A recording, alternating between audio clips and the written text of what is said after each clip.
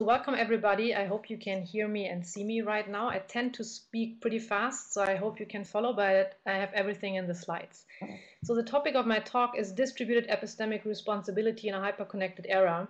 And the reason I put the epistemic into the brackets is that I will first talk briefly about what is the problem of distributed responsibility in the first place, and then focus on what the epistemic responsibility means secondly. So this is the outline of my talk. I'll first say a few words, but only very briefly, on the background, which has been this OnLife initiative you already heard about. I will then talk about distributed responsibility in a hyperconnected era, continue to focus on the specific topic on distributed epistemic responsibility. That means responsibilities we have as knowers. And that part will be a bit more, let's say, philosophical, because I will draw on some insights from the field of social epistemology as well as from feminist theory. And I'll end then with some conclusions, and then we can continue with the discussion. Just as a clarification, epistemic for the non-philosophers in the room means related to knowledge, and this comes from epistemology basically as the philosophical theory of knowledge, the philosophical discipline exploring the nature and the scope of knowledge. So let me first say a few words about the OnLife initiative, although some of you probably have heard about it before.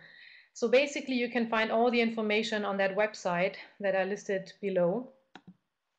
And basically what we did is we were asked to assess the impact of digitalization on societal expectations towards policymaking, on concepts of public spaces in a digital era, and this was all set within the framework of the Digital Agenda for Europe and hosted, as this webinar is now as well, by DG Connect. The subtitle of this whole initiative was a concept re-engineering exercise, and what that basically meant is the format was rather specific. It was an expert panel with 13 philosophers and social scientists who met about every 2 months last year in 2012 for 2.5 days, in the end 2 full days, to talk basically in Brussels. And that means it was content-wise and methodologically were these meetings only very minimally pre-formatted. The process was, as I said, we had 5 live meetings in the year 2012 of this core group of 13 people. We also had meetings last year with interested people and stakeholders in different places, some of this at our host institutions, some of that with other stakeholders, from the Google Research Center in Berlin to the World Economic Forum, etc. And in between these meetings, we had a writing process in which we were trying to develop our thoughts and share these ideas in written form. So the results of this whole initiative were presented this year on February 8 in Brussels, and all the results are available on the following website. And I can show you what it looks like. So this is the website with all the output of the OnLife initiative. And basically what we did is the 13 of us consented upon a manifesto, which is only 6 pages long, very dense. And this is a joint delivery, if you wish. But since having 13 people agree is sort of difficult, we also had the option to comment on the manifesto in case we wanted to clarify something. And then in addition to that, we had 13 individual contributions, which were grouped under 4 headings. One was hyperconnectivity, the other was identity, selfhood, and attention. The third was complexity, responsibility, and governance. And the fourth was a public sphere in a computational era. And I'm going to talk about this last one today. So the topic today, the overall topic, is complexity, responsibility, and governance. And what does it mean? Basically, the problem that we're trying to tackle is how to locate responsibility in ever more entangled and distributed socio-technical systems. So if you think small, just imagine that right now my internet connection may be shutting down and not working anymore.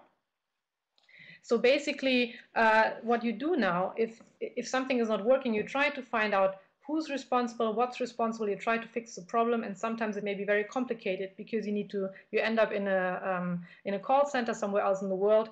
But the problem is you don't really know who's responsible if your internet connection is not working. So this is a very minor example. But you can also think about the economic crisis, and there it gets really interesting. If you think about to what extent who's responsible, who's to blame for the economic crisis, and you can start understanding how responsibilities are very much distributed over numerous agents, and not only over people, but also institutions, and finally also technologies, as is the case if you think about the high impact of high-frequency trading or algorithmic trading by now. So basically my claim is, and that is something that we discussed in the OnLife initiative, is that technologies and information and communication technologies in particular have aggravated the difficulties in responsibility attribution. If you think about these examples, drones, robots, unmanned vehicles, but also software more generally, social networking sites, artificial agents, or the before mentioned high-frequency trading, the question is, who is to blame if things go wrong? Is it the designers, the users, the technologies, or some sort of socio-technical compounds? And what are the normative implications to draw from this really distributed and entangled agency and responsibility, if you wish? And then the question, of course, also for policymakers is how to develop regulatory frameworks for that. Within philosophy and neighboring disciplines, especially in law, there's a lot of research on the differences and similarities between moral and legal responsibility, on the differences between responsibility, accountability, and liability, on the relationship between responsibility, agency, and intentionality, and finally also on the topic of distributed responsibility, trying to tackle these particular examples. And basically what you should do is you should draw on the research in these different fields to develop norms and regulations for the before mentioned problems. Let me now turn to the specific problem of epistemic responsibility, meaning the responsibilities of knowers. If you think about education and research nowadays, or universities, you will realize that not only teaching, but also research and scientific publishing are processes which are on the one hand highly social. Many people collaborate in the creation of knowledge, in the changing and sharing of knowledge. On the other hand, these processes are very technologically mediated. Many educational, just think about what we're doing right now with a webinar. This is entirely based on ICT, and we are collaboratively trying to get something out of this. So basically, many knowledge intent processes in research and education are social and technical at the same time. And the same is, of course, true if we look at our everyday epistemic practices. We check Wikipedia, we search for Google, we use location-based services, we use recommender systems in order to buy books or to choose hotels, etc. So what I'm trying to say is that in knowing, in our processes of creating and sharing knowledge, we rely in numerous more or less transparent ways on other agents. And that can be human agents as much as non-human agents, infrastructures, and technologies. Just think of search engines, recommender systems, blogs, and social networking sites. So basically, information and communication technologies have really profoundly changed our knowledge practices. And the question that I'm interested in with respect to epistemic responsibility is, what are the implications of this socio-technical epistemic entanglement, on the one hand for being responsible in knowing from an individual perspective, and on the other hand for enabling responsibility in knowing, and that basically focuses on the governance or design perspective.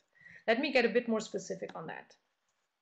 So the individualistic perspective on epistemic responsibility as a concept basically focuses on individuals acting as knowers within increasingly complex and dynamic socio-technical epistemic systems. The leading question here is, what does it mean to be responsible in knowing? The governance perspective focuses on the question how systems and environments should be designed so that individuals can act responsibly. The leading question here is, what does it take to enable and support responsibility in knowing? And of course, these two examples are connected. The better the governance and the design is, the easier it is for people to assume responsibility in their processes of knowing. So the question then is, on the first hand, how to conceptualize distributed epistemic responsibility in complex and dynamic socio-technical environments, and secondly, how to develop guidelines and support for individual practices as well as for the governance and design of such systems. Luckily, there are at least some valuable insights from different fields of research, and I'm going to focus on two of them very briefly. On the one hand, research on epistemic responsibility in social epistemology, and on the other hand, research on distributed or entangled responsibility in feminist theory. So let me turn to the insights from social epistemology first. Social epistemology is the philosophical discipline addressing the ways in which knowledge and epistemic practices, that means knowledge practices, are social. And in that context, epistemic responsibility is often referring to the duties for giving reasons. For instance, if you make a claim, then you have to give reasons for your claim. That would be your epistemic responsibility. But it also refers to the duties for accepting testimony, or the duties of being a good informant. What does it imply to be a good informant? or the responsibility that you have in granting authority to different informational resources. Very often, these debates within philosophy or within social epistemology, the concept of epistemic responsibility is very much closely tied to the concept of testimony. And testimony basically means that what other people tell you, the knowledge that you get from other people. And that in philosophy is considered to be the fourth route to knowledge, in addition to perception, inference, and memory. So if you look into how philosophers try to approach epistemic responsibility, there's a strong focus on this testimonial exchange between a speaker and a hearer, between two individual people that talk to each other, and what are the duties of these two, of the speaker and the hearer. Okay. However, if you think back to that picture, it becomes clear that there's a problem, because what is really neglected is the socio-technical embeddedness of most of our epistemic practices. So the problem is, processes of knowing take place in increasingly entangled systems consisting of human and non-human agents. Non-human agents can be algorithms, it can be artificial agents, whatever. Systems in which epistemic content, information, from multiple sources gets processed, accepted, rejected, modified, sorted, filtered in various ways by these different agents. So the task then is, from a philosophical but also from a governance or political perspective, is first of all to develop a notion or an understanding of epistemic responsibility that can account for these entanglements. And what is essential, as a reaction to the accounts given in social epistemology, is first to put technology into equation, and secondly, and that is very important, I think nowadays, is to address relationships between knowledge and power. And it has been, I think, particularly feminist theoreticians who really put a finger on the issue of power when it comes to knowledge. So these are the two books I want to briefly refer to. On the left-hand side, it's Lorraine's Code, Epistemic Responsibility. And on the right-hand side is a book from Karen Barrett. It's called Meeting the Universe Halfway. And very briefly, what Lorraine Code basically says, in her notion of epistemic responsibility, she comes from a decidedly feminist perspective, and she stresses the social, that means cooperative and interactive aspects of knowing with all its pros and cons. So basically what she's trying to make visible is the complicity in structures of power and privilege, who has the right to be a knower, who is heard, who's not heard, etc. She's also labeling that the linkages between power and knowledge and between stereotyping and testimonial authority. So basically this means that different people, depending on their social status, very often are granted different authority as being knowers. And basically what she's arguing for is that we need to relate epistemology to ethics. Secondly, Karen Barrett's agential realism, that's an approach that she has proposed already in the 90s, I think. And what she basically does, and I think here really the link between knowledge, power, and technology becomes obvious, that she acknowledges the agency of non-human agents. So basically, in her words, she would say matter matters, and we are interacting with things. So basically, this relates back to those of you who know a little bit about the field of science and technology studies, to the insights from actor network theory, that it's not only humans who are agents, but also artifacts who have agency. And basically what Barrett does is she asks what this distributed and hybrid agency means for being responsible and accountable. And she urges us to be attentive to power symmetries. And I would like to have one quote by Barrett. Learning how to interact responsibly within and as part of the worlds means understanding that we are not the only active beings, though this is never justification for deflecting that responsibility onto other entities. The acknowledgement of non-human agency does not lessen human accountability. On the contrary, it means that accountability requires that much more attentiveness to existing power asymmetries. Let me give you an example, because that may have been a little bit abstract. If you think about search engines, you can think about them first of all as code written, run, and used by human as much as by non-human agents. It is based upon a socio-technical infrastructure. So you have a technical infrastructure, but you also have an infrastructure of people, of the whole company behind Google, of all the users, or of any other search engine. But it is sort of like a socio-technical infrastructure that is responsible for you getting the search results that you get if you enter a keyword. Okay. This whole search engine is embedded, of course, in organizational, economic, political, and societal contexts. And if you have, heard about the NSA scandal, this becomes all the more vital, I would say. Search engines nowadays have become what Michael Callan calls obligatory passage points. They are very powerful nodes within high economic and epistemic power.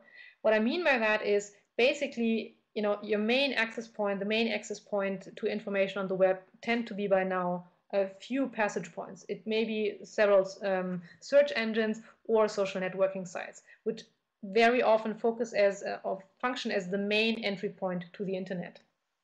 And these few companies, if you wish, also accomplish a high economic power. So there is a link between economic and epistemic power.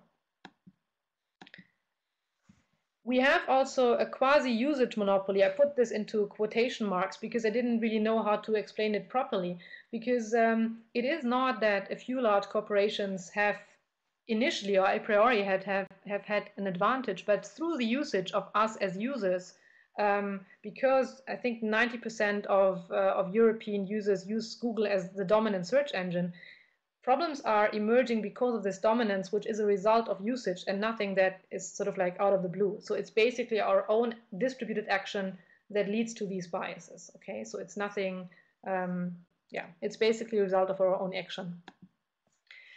Plus, search engines and also other types of mechanisms that provide information to you, such as recommender systems or also the way you get information via social networking sites, are increasingly personalized.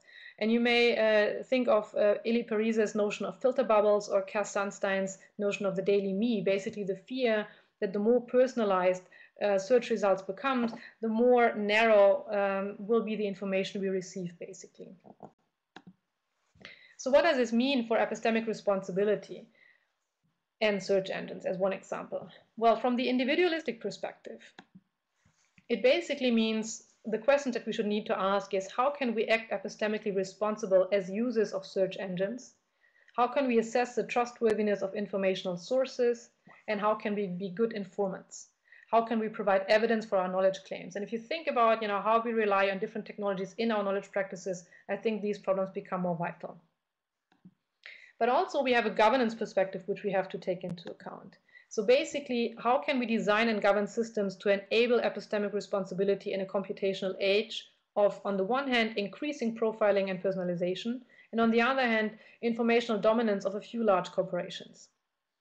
How to ensure diversity and balanced informational landscapes, basically, and how to support knowledge and decision-making processes through epistemically beneficial systems design. And you can think here, and that's research is conducted in these fields for technologies for argumentation, extraction, and visualization as tools or mechanisms that may be epistemically beneficial. And finally, a last question, how to deal with the ethical and epistemological challenges of big data. But these are, of course, only examples of questions that we may ask. I just wanted to give you some idea about what epistemic responsibility may mean if we get more specific and tie it to the example of search engines. So let me conclude. Basically, I think what we need is, on the one hand, a concept of epistemic responsibility that can account for the responsibilities of various differently empowered agents within entangled socio-technical epistemic systems. And here we can draw on insights from philosophy and other disciplines. Secondly, we need guidelines and support for the individual seeking to act responsibly in knowing. And basically, in one of the contributions to the OnLife initiative by Mireille Hildebrand, she's talking about the need for new hermeneutics to read and contest algorithms, because she basically says we now have an imbalance that we are being read and tracked and profiled all the time, but we don't really understand how we are read and tracked and being profiled, and we need to switch that. We need to make it reverse to make it obvious how we are being tracked and profiled. We also need research to guide the design of systems that enable and support epistemically responsible behavior. And here we need better interfaces that make things visible and transparent. We need new techniques for argumentation, visualization, etc. So there are many research particularly within computer science, on diversity-aware metrics, on argument extraction and visualization. And this is stuff that needs to be done for us to become epistemically more responsible. Finally, we need also policy frameworks for the governance of such systems. And in the contribution by Ugo Pagallo also to the OnLife initiative, he's talking about good enough OnLife governance. And I think this is exactly where we need to be going as well. And I think that's about what I wanted to say by now. And I would say let's start working on this together. Thank you very much for your attention. Thank you very much, Judith, for this presentation. I was struck listening to you this time. It's not the first time I listen to you, but each time it becomes clearer and clearer what you mean. So I also say that for those who were listening for the first time, and in case something didn't seem concrete, I can testify that these become concrete. And your example on search engine was really, really good. I know this is a general question and don't waste too much time on it, but Stephanie had a chat at one point that how would you define knowledge? And I would join this with one of my questions, which is the distinction between knowing and thinking, as put forward by Arendt in particular, where so what do you can you explain shortly what you mean by knowledge, or is it too general concept and about spending an hour? So what can you say about knowledge to make it a bit more precise, in particular for Stephanie? Okay, I'll try to be very quick. So I'm not too much just knowledgeable about Hannah Arendt, so I can't really put it in Arendtian terms, but I'm pretty much departing from the perspective of social epistemology, and there you have different theoreticians. I'm, as you may have noticed, coming very much from a feminist perspective, and knowledge for me is well, I'm relying on the definitions by Helen Longino, who's a feminist epistemologist, and she basically, as another theoretician does, knowledge is a social status. So basically, it is a claim that you make about the world. But if scientific knowledge, let's say that, only becomes knowledge if a community of knowers, basically your peers and colleagues, agrees upon that. That doesn't mean that you can just make up anything out of the blue. So there's always the idea that that it has to be directed to some sort of reality, some sort of, I mean, we're talking about scientific knowledge right now. But I mean, there are things that are clearly false. On the other hand, what you individually, and that's why I'm referring to social epistemology, I would say as an individual, you can only have beliefs. For beliefs to become knowledge, they have to be shared. Mm-hmm. And that does not mean that you can agree on anything and that by default makes it knowledge. But it means that unless there is some agreement about the standards of evaluation, knowledge is nothing individual. It's a status, if you wish. It's a status that is granted to some information to be knowledge. And this is granted by a community of knowers. I'm not sure whether this is in a nutshell clear, but... Of course, I wonder what this feminist epistemology, how do they refer to the episode, the SAD or episode in Europe when women's knowledge was burned with all these, is this witch, les sorcières? How do you say this in... do they refer to the fact that some forms of knowledge has been dismissed and or they don't? Well, basically, there's a lot of. Let me just give you an example. So, for instance, if you look into the history of science, into the predecessors in 18th century as what do you call this? Experimental philosophy, like the very beginning of in England, where you had the first experiments. What you needed in order to make claims about observations, measurements, if you wish, was the testimony of a gentleman. And the idea was that a gentleman would be the perfect testifier because he was economically independent, meaning that nobody could force him to lie. Okay? Yeah. So the idea was that you needed a testifier because if there's no testifier, nobody can know whether that is really what was measured. But this testifier had to be of a very specific status, namely, that's from a book by Stephen Shaping, The Social History of Truth, by the way, for those who are interested. So he's trying to underline the necessity of people having a certain economic status, and that served as a proxy, as a heuristic for his epistemic status, whether he would be lying or not. And of course, in that context, women by default were considered untrustworthy because they were economically dependent upon men. So that would be one. Yeah, sorry. No. Though Stephanie also, point to the situated knowledge, which is the feminist concept of Sandra Harding and others. So okay, on this issue, when you mean epistemic responsibility, how close does this come to what Peter Paul Verbeek in the group, for example, called digital literacy and the critical accompaniment? to what extent could we recognize that being responsible with what we know is in fact exactly what could be called in a wide sense the literacy of the society, which is up to date with the means of communication, be they pre-digital or now we are in a hyper-connected era. So yeah, isn't it what we have to develop? New codes, norms, behavior? I think it goes into a similar direction. I wouldn't say whether it's exactly the same because literacy and responsibility relate to different topics. So I think when it comes to what people should learn, if we talk about that, then it's probably literacy. Learn well, yes, but informally, in fact, it means the type of skills that you need to be able to make your choice, knowing that it's never a sort of absolute free choice, but always a conditioned one. So it's a sort of political ideal of being able to be both free and accountable, all these skills that are needed to form a society together. I'm not sure I got this completely, but what I was trying to get at is that literacy, if we take the word as it was used, literacy also in the non-digital era, it basically is about people having certain skills. Yes. And epistemic responsibility goes beyond that because the least thing that I want is to put all the burden only on the users because that's happening right now anyway. And if we just say it's all about literacy, it could at least go towards the point of putting even more burden on the users that they should just become more literate and then everything should be fine. Whereas I would say, I was trying to get at that there are different responsibilities of users, designers, policymakers, what have you. And this does not only refer to literacy. So I wouldn't say there is no overlap, but I would say it's not entirely the same. Okay.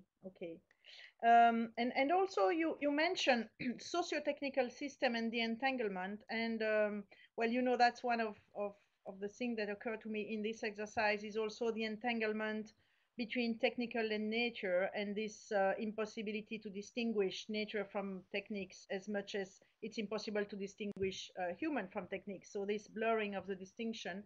So would you say that there is also this issue that it's difficult to allocate responsibility not only because of the socio-technical recognition of the deep entanglement between social and technology, but that goes also as far as going that there is this deep entanglement also with nature, or you wouldn't say that?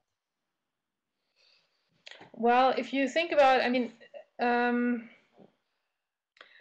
would have difficulties. Okay, I didn't go into the details between accountability and responsibility, but if I had done that, maybe things would have been clarified a little bit.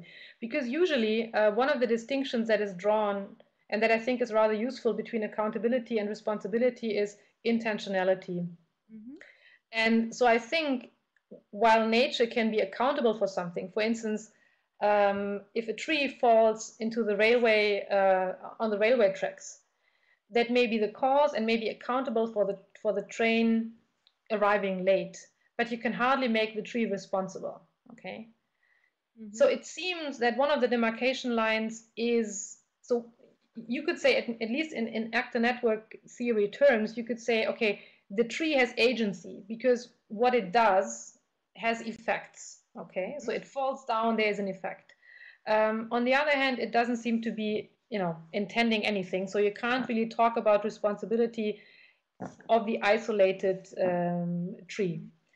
And when you were mentioning the difficulty to allocate responsibility, I think Anne also had this same reaction as I did, is you were saying, is there someone to blame? So do you think that allocating responsibility goes necessarily with a normative judgment or more with being aware of the impact of an action or a word or a tool, and that not necessarily having normative consequence?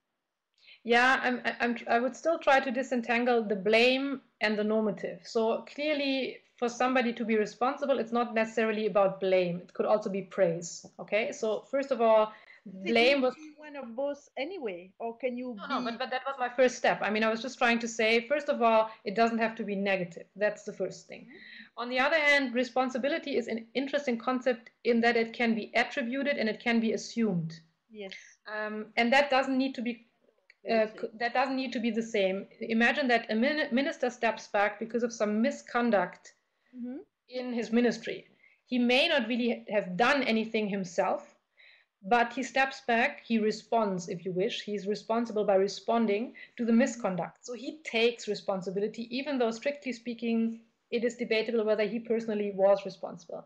So I would say it often goes together with making a normative, with taking, well, with basically normative is, yeah, I'm not sure whether normative is really the right word here, but it's either about, I think it is. If you talk about responsibility in contrast to accountability, very often and maybe always, and that is something I would have to think about, normative implications would be the demarcation lane. But if somebody disagrees, I'm happy to discuss that. That's something I'm not entirely at. Close. I also want to take in the chat. It appears about what does now mean accuracy, because of the search engine, and I think that everybody is really now much more quickly or commonsensically aware of the fact that there is no objective standpoint, as you know, philosophers have pointed a long time ago, but still in the common sense it was remaining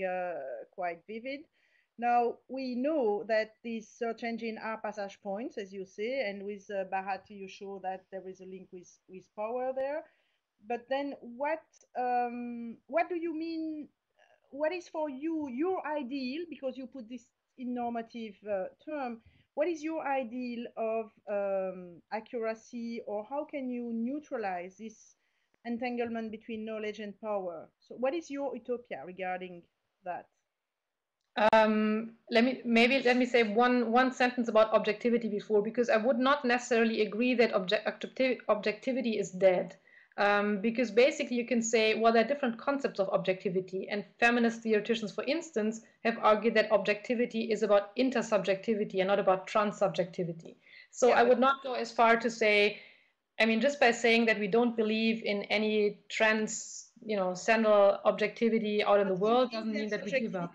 Is not the word objectivity. When you mention intersubjectivity, you mention something else, and objectivity is different words. No, well, there are lots of theoreticians who define objectivity exactly as intersubjectivity. So saying you talk about something different, then we would need to get into the details. So I think there are very many different conceptions of objectivity, and some of them go more towards the transsubjective, which I would not buy, and some go more towards the intersubjective. But that is that's a big topic. But let's get back to the accuracy. Mm-hmm. I mean, clearly, what I was trying to say, I mean, I was trying to point at the knowledge power thing. I don't want to make this, I'm blaming some large corporations for what have you, because basically the dominance, let me start differently. Personalization is very useful, okay? I use it all the time. I'm not disenabling my cookies all the time. So I'm very happy with with biased and personalized information most of the time. But what is problematic is that most of the time I'm not even aware that I'm receiving information in a very personalized and biased way. Mm-hmm. So the problem, there is a utility. If there was no utility to personalized information, we would not use search engines who personalize. But very often we're not aware of that. So I think the clue is, for instance, I mean, what about having two search buttons, one next to the other? And if you press the left-hand button, it would give you personalized information. And if you press the right button, it would give you whatever non-personalized information may be. Just as a thought experiment. I mean, this at least would raise awareness that however the information is filtered, and that's the epistemic benefit of what search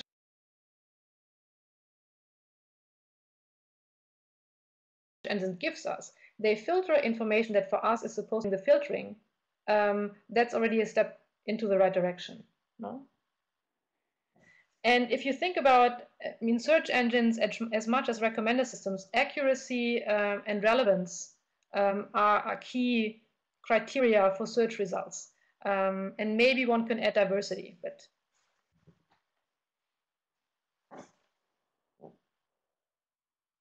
I can't hear you right now.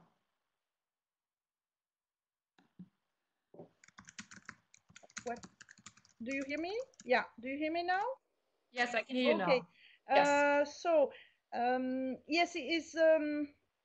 When you say two different buttons, how would you make is it an issue of accuracy, or also with the fact that in the pre-digital world we know when something is made up for us or not, and that in the digital world we may be fooled by people running the search engine because they don't tell us when something is made up for us. So would you say that this has that, for example, if we were asking to have a sort of icon telling when the results we have or the price we are offered depend on profiling information about us or not, would that be in the link to your to responsibility or not at all in your terms? I mean, making transparent what they are doing would be one of the responsibilities of search engine providers. Okay. I understand that you can't make everything transparent, at least not if it's proprietary and if if they have some them stakes in there. So you can't really ask people or like companies to make everything transparent. Nonetheless, that's why I was giving this example of the two search buttons. I think if they existed just as a thought experiment, people would at least be made aware, that things are being profiled, that But things are being. that's the point where also when you go on Yahoo and on Google, and when you go Google on two different computers, you quite quickly get to know now that the search result you get is personalized or is making Yeah. information use of information. And what Annie is making in the chat, she also said, of course, with Google you see the sponsored link. So there are some, and this is why then I take in my own understanding part of literacy in a wide sense, which is a different things where what we are supposed to know, what we are not supposed to know, how people, the user strategy can subvert maybe and respond to the will of control and will of power of engines, and have attitude either through lies or different attitudes to circumvent the will to control